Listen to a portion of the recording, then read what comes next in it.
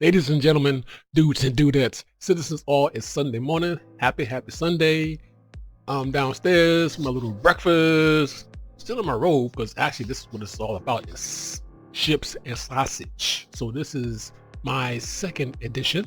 And I'm going to be talking about my Aegis ships. I'm going to try to be as fast as I can, because I didn't realize I had so many of them. So I'm going to go quickly. Let's go. First one, this is the Avenger Titan. Now look, when it comes down to multi-role ships, budget, overall fun, this is top notch. The Titan is a very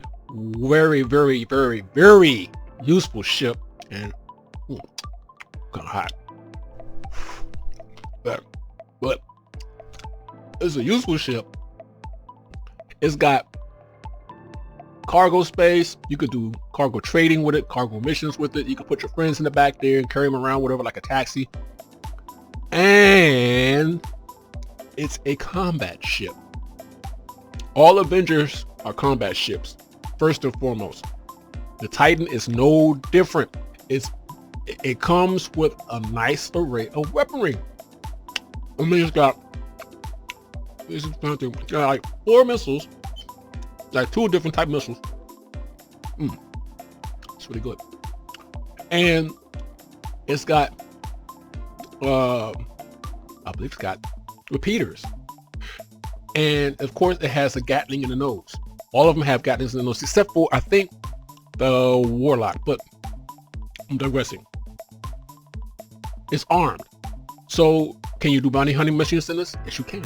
Can you do combat missions in it? Yes, you can. Can you PvP in it? Yes, you can. It's a great ship. It doesn't cost a whole lot of money either, even in game. Very affordable. And one of my favorites, period. Okay, so now my next one will be the Warlock. The Avenger Warlock is strictly combat. You can't do anything else with it. You can't, I mean, you might be able to throw a box in the EMP section. Maybe you can put it on a catwalk if you want. Good luck with that one. But this ship has similar weaponry to all Avengers, except in the nose it's got a sucker punch. I think it's the sucker punch. But it's a interdictor, so it's designed to disable ships. It can destroy them, but it's designed to primarily disable ships. So it flies in, it pops an EMP bubble, it disables ships around, and then other heavier armed ships come in, finish them off. You know, but it can defend itself. It also has a small complement of missiles. It's got repeaters on the side, and in the nose, I believe that it still has the Gatling. But the thing is with the EMP is that you have to power it first, and then you have to right click on the mouse to use it. And another catch is with the Warlock, I don't know if it's been fixed, I don't know if that's a bug or not, but with the Warlock, when you activate the EMP, if you get hit, it disrupts the charge. So I haven't tried that just yet. I don't know if it's been fixed, but every time you try to charge the EMP and you get hit by a weapon, it disrupts it. You got to start all over again. So what I usually do is I would charge, excuse me, I would charge further out, away from all the action. So by the time I get to the hotspot, I'm already at 85, 90% charge. So when I get in there, I'm almost done. Boom, zip out, and then come back in with other weapons to finish off the, finish off the target. But again, another affordable ship. It's an Avenger, period. I mean, all Avengers in my book are great, like starter ships. They're fantastic. Not too big, not too small, not too expensive, and they have great uses, save for the Warlock, because Well, again, the Warlock is only made for like one thing, really. It's made to interdict. That's all it does. You can't carry anything in it. You can't carry people in it. Though I've heard of folks trying to crowd in the back with the EMP generator, but the generator takes up all of the cargo space. Well, the space where the cargo bay would be. It takes everything up back there, so there's really no room. So it's just room for you, and that's it, man. I mean, I would go a little further, but I'm trying to like really condense this stuff. So let me quit now and move on to the next one.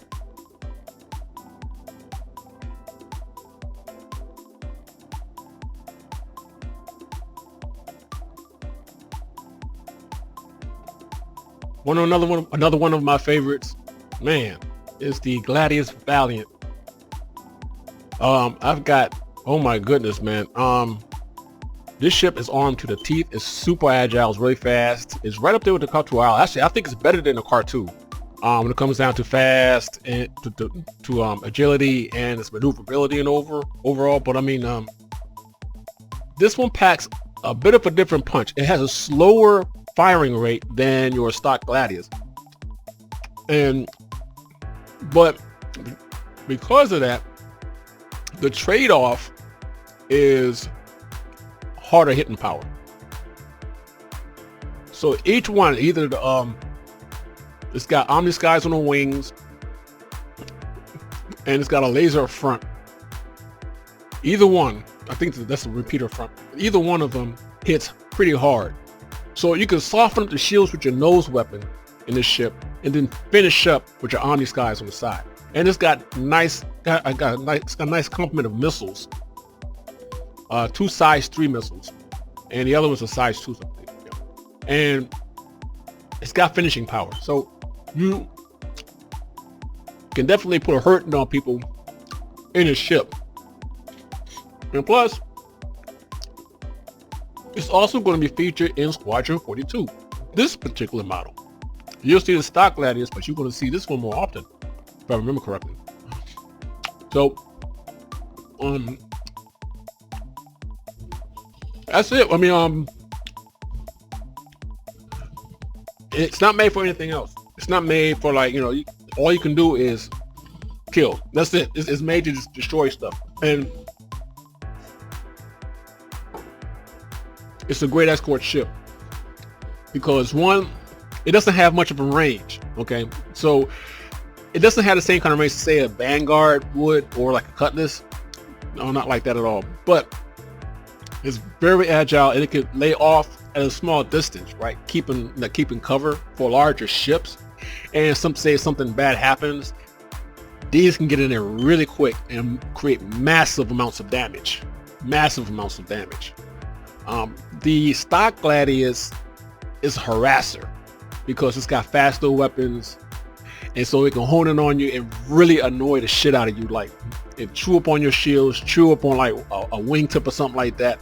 Whereas something like this baby right here is meant to just literally obliterate you.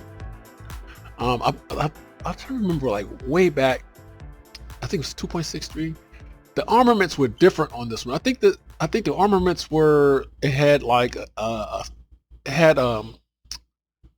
think it had a chain gun or a mantis in the nose, if I remember. But anyway, this ship, the Valiant, was designed to hit hard. For a medium-sized ship, it causes a lot of damage. So let's move on to the next one.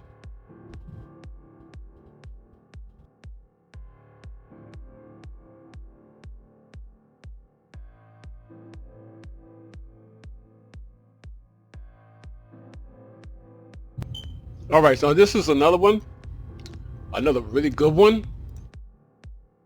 This guy, this is the Saber Comet. What can I say about the Saber? Any Saber. I mean, the vanilla Saber or this one. It's a stealth fighter, and it's one of the most amazing. It's one of the big three. I call them the big three. They're big. The big three fighters players love to use in Star Citizen. You got the Hornet, Gladius, and Saber. This one right here, and this is a stealth fighter. It's an ambush ship, so you can lay off at a distance someplace, say like in the asteroid field like this one, hide behind something large like a large rock or whatever, and you wait for your target to come through. And you know, while you're waiting, you can mask your signature, because see, the Saber has a very small cross section, very thin, so at a large distance you can't see it. If you mask your signature, makes it even more quiet, so you won't be able to detect it. And with the Comet, the weapons are completely different. So we've got with this one, with the vanilla Saber, you have all repeaters, right? Laser repeaters, Panthers, I believe. Yeah. But with this one, you got different weapons. You got mass drivers up front, and you have scatterguns on the wings. A slower rate of fire, but the trade-off is massive amounts of damage. You can really, I mean seriously, damage and destroy with this ship if it's used properly. Again, like I said, it's a ambush ship. So if you know how to use ambush tactics, you would be a nightmare in the Saber, because you can whittle down shields at a distance using your drivers, and then when you get close in, or if you're having problems honing in with your drivers, use your scatterguns to pepper your target. And those scatterguns are nasty close range weapons. If you've ever been hit by one, you know what I'm talking about. So you can mask your signature, you can hide behind something, you can pounce on your target, and you can destroy them, or you can even disable them. You can disable them. This ship does not have a great range, so zipping around all over the place, bad idea. Just like the Gladius, it has a very limited amount of quantum fuel, so it can't do a whole lot of travel. But when it comes down to, like, if you're a PvPer and you want a really badass ship, there you go. Saber. I don't care if it's this one or if it's the vanilla Saber. Winner, chicken dinner, I'm telling you. But I got this particular Saber because I love the look of it. I like the camo, I like the blue, I like the shades of black, and I love the angles on the ship. It's very nice. It's a very, very attractive ship. Okay, I'm gonna stop here and we're gonna move on to the next ship.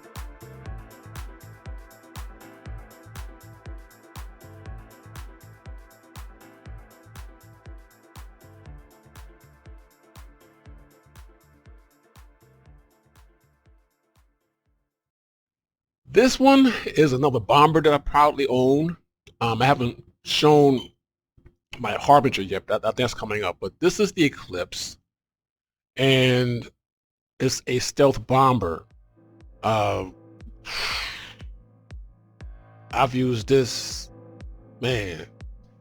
It comes with this 3 torpedoes, size 6 torpedoes, I believe, and oh my god, man! I mean, this thing is fire and forget. Like the Saber, it's a stealth ship. It is not a fighter. Let me reiterate that. I don't care how sexy this ship looks, how sleek it looks. It is not a fighter. Let me say that one more time. It's not a fighter. Okay? I've seen too many players jump into the verse like, yeah, I got the Eclipse band, I'm gonna tear somebody up, and they get in there and they get totally bent. Because this is not a fighter. It is a bomber. It's not fast. It has a straight line. It has a decent straight line cruise speed, but just enough for it to bug out. Okay, but no, it's not a fighter. It's a bomber. Even though it does come with weapons. Let me turn the sound down a little bit here. Okay. It comes with Gatling guns for self-defense. It's okay. They're okay, but it's not a fighter. So if you get caught in the dogfight flying the ship, you're fucked. I'm sorry. I hate to tell you. You're gonna have to either bug out or just don't put yourself in that situation to begin with. But I mean, The 3 torps that it's got, once you lock on and you shoot them, that's it, right? That's it. Whatever hits is gone. Up to from my personal experience, up to a Vanguard ship size ship. It can one hit a Vanguard ship because I've done that. But anything bigger, say like a Constellation, a 600i, 890J, no. You're gonna have to hit those a couple of times. You need bigger torque for that. But if you're doing a bounty hunter mission and you don't feel like dog hunting, you want to be lazy and just like, I'm serious. Use your surroundings, mask your signature, and wait. Target comes by, you lock on, launch the torpedo, and bug out. That's it. Once you launch the torpedo, it's done. The bounty is in your pocket. You can go on and do something else. Roll wise, ain't too much you can do with this ship other than hunt. That's it. It's a hunter. That's all it can do. In the future, there will be combat missions where you have to do bomb runs on Vandal outposts or do a bomb run or on a mothership. That is coming. I've read some of that stuff in the developer notes. That's coming. So there'll be plenty of things to take your Eclipse and get involved with. Plenty of things. So, but right now it's just a hunter. So if you want to use this to hunt down bounties, whatever, we'll say there was a griefer that pissed you off or whatever, and you know, hey, get this baby, set yourself up just right, launch torpedo, forget it. Oops. Launch torpedo and forget it. It's over. That's it about this ship. Aside from the angles and the looks and the coloring, I love the whole setup of the ship is gorgeous. It's beautiful, very, very sexy. Oh, it's a great cruise ship. It's a great cruise ship. I've just taken it out and just did cruising, checked out moons and the planets and certain outposts, whatever. It's a beautiful ship. Moving along, we still got more to go.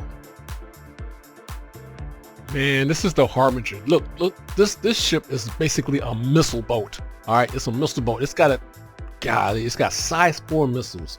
It's got size 2 missiles. It's got 3 size 5 torpedoes. Ooh boy, you're talking about unleashing a whole lot of pain. I mean, this ship is, man, it's also a tank. So it can take a whipping and it can dish out punishment at the same time. And I'm not even talking about the outside weapons. Like, it's all the Vanguards have like these have four laser cannons, slow fire laser cannons in the nose that are dangerous. I mean, I can shoot at an Aurora like twice and it goes pop like a balloon, right? I mean, these are very powerful weapons. Very, very powerful weapons. And I'm gonna go quick with this one because, like, I had no idea it has so many. Oh my god, I didn't realize it has so many Aegis ships. Jeez. So I still have a few more to go. So I'm gonna go try to cut this short. But the Harbinger is a missile boat. Point blank. That's what it is. That's what it does. You got tons of missiles and you got 3 size 5 torpedoes that can easily one hit most ships. So it's got a little room in the back. So like in the back area, when on the boarding ramp, when you first walk in, you can see like there's a torpedo bay and you got a couple of beds there. And then you can also put a couple cargo boxes in there too, because our big thing in the game is cargo. Because right now there's not too many other things you could do. Like you can either do cargo runs or you can do trading. I mean, you can't trade in this ship. So you can't load it up with goods and fly to place else and trade with anything like that. But you can do missions like pick up and delivery missions and stuff like that. You can do that. You can do claim jumper missions in the ship. I've done it. And you can just hang out with your friends in it. You got plenty of space for everybody. You got a turret up there where someone can take a turret. You got folks that hang out in the back. That's it, man. So I'm going to move on to my next Vanguard because I have 2 of them. So I have the Harbinger and I have the Sentinel. So I'm going to move on to this next ship. I'm trying to be quick, man. So many ships on. Let's move on.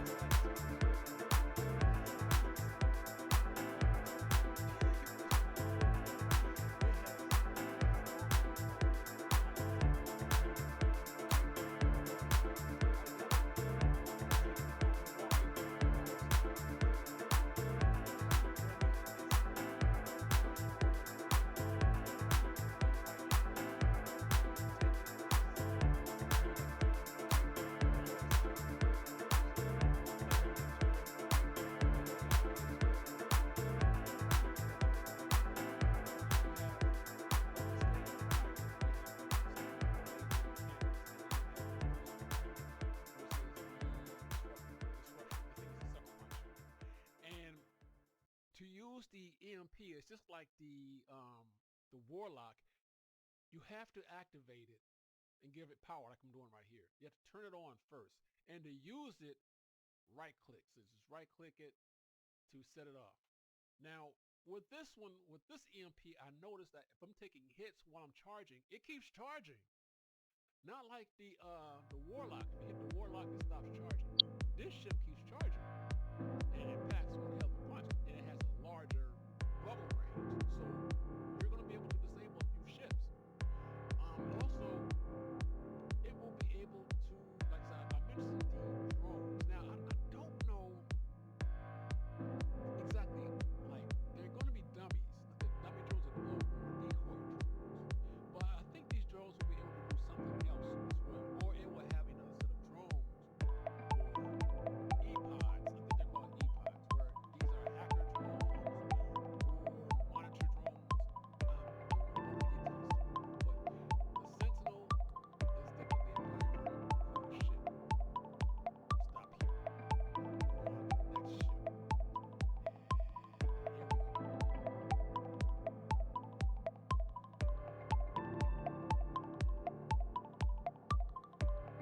All right, this here is a boomstick. I'll call this my personal boomstick. It's a boomer. When I'm the Retaliator bomber, there's two of them. There's the base and then there's the bomber. The base is a bare bones Retaliator with nothing in it, and it's supposed to be like a neutral ship where you can add your battleground upgrade, upgrade something.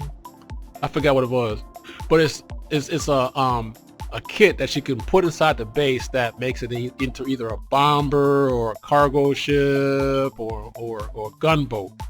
But the bomber, the one I have, this one right here, this has no weapon slave to the pilot, but it's got a ton of turrets that players can man, and those turrets are very effective at covering every angle on the ship.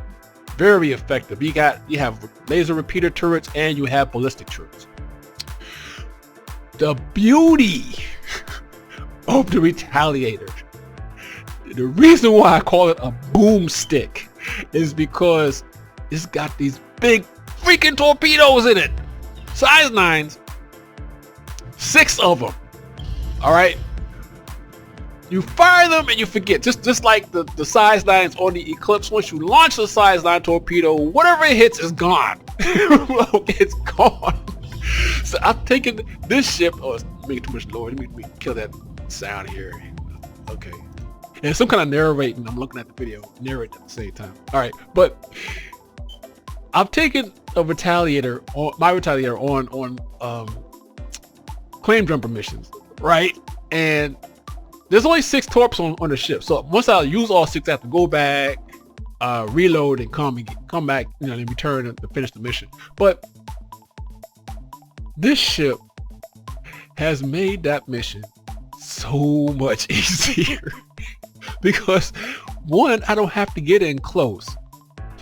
2, once I lock onto a turret, it wipes everything out, shields and all. There's no work. 3, the ship's shields are so potent. They're big. And I would get swarmed by all those claim jumper prospectors. There were like 6 ships. And they're swarming my Retaliator. I mean, they're flying all around and light me up with lasers. And the shields won't budge. I mean, they wouldn't drop an ounce. It was hilarious.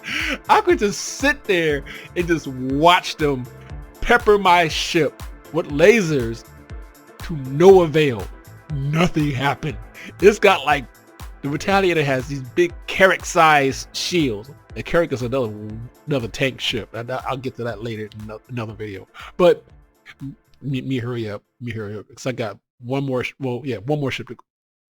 One more ship. I have one more ship. But look, man, the Retaliator bomber is a boomstick. If you want this, note that you don't have guns for that the pilot can control. That's one. So you decide to fly solo, fly wisely. Also, It's a great multi-crew ship. It's primarily multi-crew. If you want it fully functional, you got to have people on board. Period. That's all. That's just the way it is. But like I said a few seconds ago, the turrets are very effective. They cover the ship, they protect the ship, and you can put cargo boxes on it. You can. I've done it. So I mean, you can do that. That's pretty much it. This ship is made. It's not a stealth bomber. It's too big. It's Constellation size. But if you're smart and you understand the max range of this ship, if you set it up in such a way and reduce your signature to make it hard for them to detect you, you can cause some problems.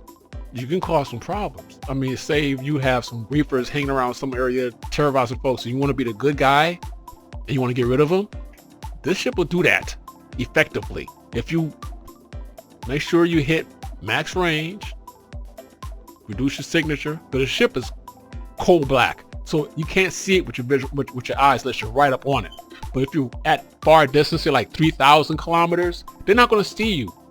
And if you mask your signature, they won't detect you. But once you lob that size 9, over. Now the Retaliator base, again, I was in a Retaliator base. At first I didn't like the ship because it was confusing as hell because there's nothing inside of it, right? Because in my ship, my bomber, I got my torpedo bays, right? So everything's more organized. But in the base, just like all the corridors and everything was like snaking here, there, and it was really confusing. I didn't like it. So I never thought about getting that ship. But when I got into this one, yeah, had to get it. Okay, I'm gonna move on to the last one because the last one is the biggest, and I think I'm gonna spend the most time on that one. So let's go. This one, I'm gonna do my best to be as quick as I can, but it's hard because this particular ship it's got so much detail in it. I mean, it has so many wonderful, astounding features in it, and I could easily spend 30 minutes to an hour just talking about the Reclaimer. There is no content in game at this point for this ship. Zilch. But you can trade with it. I've done that. You can trade with it. You could just show it off. You can use it as a party central. If you're part of an org, you want to have a meeting, you can have a meeting on board this ship. Wow. When I first encountered the Reclaimer, I automatically, let me get this, kill this sound. Wow. Okay. So, oh God, man.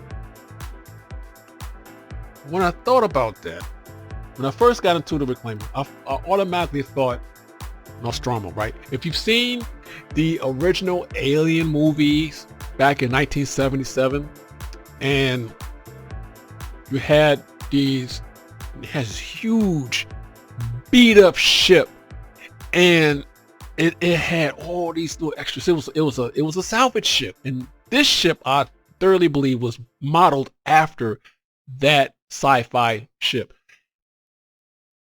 Man, I had to have this ship. It took me 2 years finally to get around to score one. 2 years. And when I got it, I was so tickled pink. I think I spent a good 2 to 3 hours just exploring my new Reclaimer. I didn't even fly it yet. I just jumped in and got lost.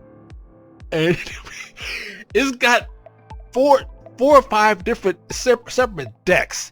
It's got a salvage yard, a salvage deck. It's got a cargo deck. It's got a salvage processing area where you go there and you crunch up all the metals and all that kind of stuff and pack it, repack it, and then you move it down to the storage area. It's got a crew deck. like the Starfarer. It's got a crew deck, and it's got, oh man, and in between all of those floors, those levels, you have these little nooks and crannies of technology and roughneck, and it's just, oh god, I mean, you have to see this firsthand to believe it. It has this total 1977 sci-fi vibe to it.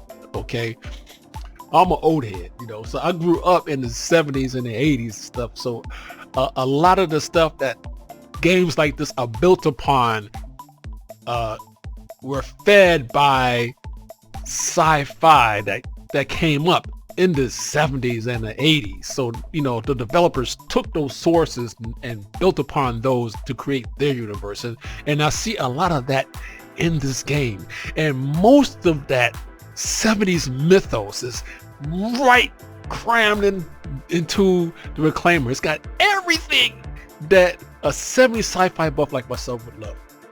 You know, it's got everything.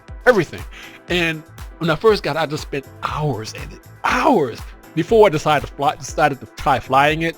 Have you flown a Reclaimer? I'm hoping that when ship-to-ship docking is available, I can take an MPUV, you know, the Argo personnel carrier. I could take an MPUV, dock it to my Reclaimer, and so while I'm in orbit in my Reclaimer, if I want to go like land side or planet side, go over, hop into my MPUV, undock, go about my business, and then come back, leaving my Reclaimer in orbit, because I do not want to land in that thing. I get like knots in my stomach when I think about trying to land a Reclaimer. Oh, once that gravity hits your ship, it sucks. It sucks. If you come in at the wrong angle with the Reclaimer, it's just gonna go boom. It's gonna nosedive right into the ground. I mean, you just have to have it at the right angle so that when you're coming down, you don't crash. It's a massive ship, and it's got a shitload of weight, and you feel it when you're trying to fly. Even when you're in space, you feel how massive that ship is. And I'm just hoping I can do that. I can dock a smaller ship, because you can't put a ship inside the Reclaimer. There's no way you can access the cargo deck directly, except for through the elevator. Now, some people, I've tried it.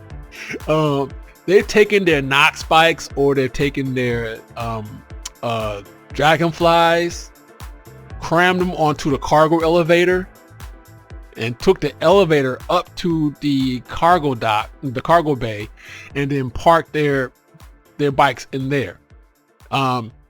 You can do that. Do that with care, because I tried that, and when I went into Quantum, the bikes weren't clipped properly into the deck, and they started bouncing around, and then boom, the whole rear end of my ship was gone. So, I mean, it can be done. You just gotta be careful. So, I mean, it's not meant for that. So it was never intended for you to put a vehicle in the cargo bay. But I mean, if you can swing it, okay. But you can't get like a gray cat. I haven't tried a gray cat now. I don't know if a gray cat can fit in a cargo bay on a Reclaimer. I don't think so. It's just got a high roof, you know. But bikes, they can fit. Just be careful with those. Other than that, that's just pretty much it, because there's no salvage, nothing in here. This, like, you know, once that's in game, you'll have this huge claw in the front that you can control, and you can clamp on to like large debris and stuff, pull it in, and you guys can like chop off little bits and pieces and stuff.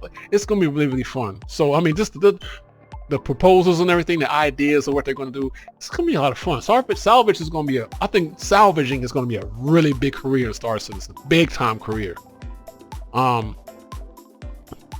I got this ship, I just totally fell in love. Just like my Starfarer, it's another awesome ship. I totally dig. I love this ship to death, man. It's awesome. It just sucks to fly it. If I could do everything I want to do with it sitting still, that would be good. But that's it, guys. I'm concluding, and I hope this video, I'm sorry for being so long. It wasn't intentional. I had no idea that I had so many Aegis ships. But I hope this helps you get an idea of what you may or may not want when the sales start. And that's why I'm making the videos. So feel free to look over things and make an informed decision, you know? Until then, stay safe, guys. Stay healthy. And I will see you later.